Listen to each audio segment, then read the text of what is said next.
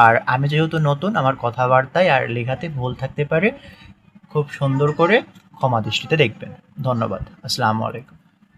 নবম ও দশম শ্রেণী অঙ্ক বইয়ের অধ্যায় 9 ত্রিকোণমিতিক অনুপাত এর সকল সূত্র নিয়ে আজকের ক্লাসে আলোচনা করব এবং ক্রমান্বয়ে 9.1 অধ্যায়টি আমরা একটার পর একটা পর্ব দিয়ে শেষ করে দেব।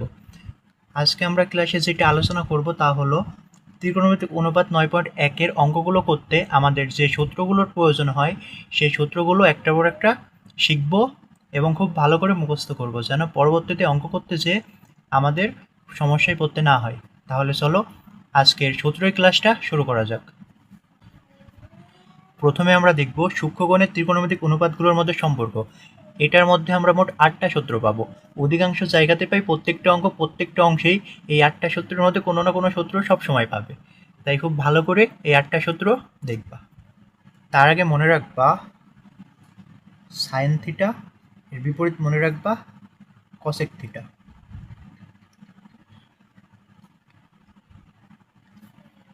মনে রাখার জন্য কস থিটা, এর বিপরীত সেক থিটা, সেক থিটার বিপরীত কস থিটা। আর একটা হচ্ছে ট্যান থিটা, এর বিপরীত কট থিটা, আবার কট থিটার বিপরীত ট্যান থিটা। এবার চলো সূত্রতে যাওয়া যায়। 1 সাইন থিটা, সাইন থিটা সমান 1 বাই কসেক থিটা, এটা 1 নম্বর সূত্র। এবার 2 নম্বর সূত্র কসেক থিটা। এখানে যেহেতু সাইন থিটার বিপরীত কসেক থিটা, আবার কসেক থিটার বিপরীত সাইন থিটা, তাহলে এখানে কসেক থিটার বিপরীত কি সূত্রটা হবে কি 1 বাই সাইন থিটা। 3 নম্বর সূত্র হলো কস থিটা। মনে রাখার জন্য এখানে কস থিটা সমান কি বিপরীত কি বলেছি সেক থিটা, তাহলে এখানে সূত্র হবে 1 বাই সেক থিটা। আর সেক থিটার সূত্র যেহেতু সেক থিটার বিপরীত কস থিটা, তাহলে এখানে হবে 1 বাই কস থিটা। এবার 5 নাম্বার হলো tan theta. Tan theta, tan থিটার বিপরীত কি কট থিটা, তাহলে 1 বাই কট থিটা। আবার দেখেছি 6 নম্বর সূত্র কি, এবার যেহেতু কট থিটার বিপরীত ট্যান থিটা আর ট্যান থিটার বিপরীত কট থিটা, তাহলে এখানে কট থিটা সমান হবে 1 বাই ট্যান থিটা। আরও 2টা সূত্র আমরা মুখস্থ রাখবো। এটা হলো ট্যান থিটা সমান sine theta by cos theta, আর একটা হলো কট থিটা। এখানে আমরা কি দেখছি বারবার, ট্যান থিটার বিপরীত কট থিটা, কট থিটার বিপরীত ট্যান থিটা, তাহলে কট থিটা, তাহলে এটা উল্টোটা হবে cos theta by sine theta. সূক্ষ্মকোণের ত্রিকোণিক অনুপাতের মধ্যে সম্পর্কের এই সূত্রগুলো মুখস্থ রাখলে এই অধ্যায়ের কোনো অঙ্কতেই সমস্যা হবে না। আরও 9টা সূত্র আছে যে সূত্রগুলো ছাড়া এই অধ্যায় সম্পূর্ণ অসম্পূর্ণ। এবার আমরা এই 9টা সূত্র দেখব। যে 9টা সূত্রের কথা বললাম, এই 9টা সূত্র হলো পিথাগোরাসের প্রতিজ্ঞা ব্যবহার করে করা হয়েছে।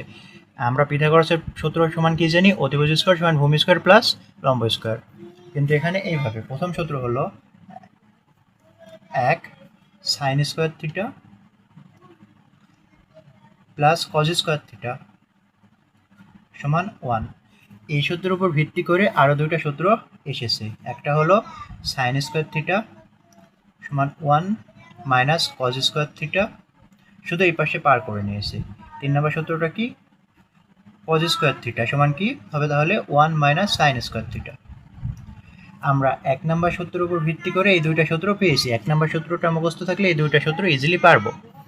এবার আরেকটা হলো 4 নম্বর। 4 নম্বর সূত্রটা কি,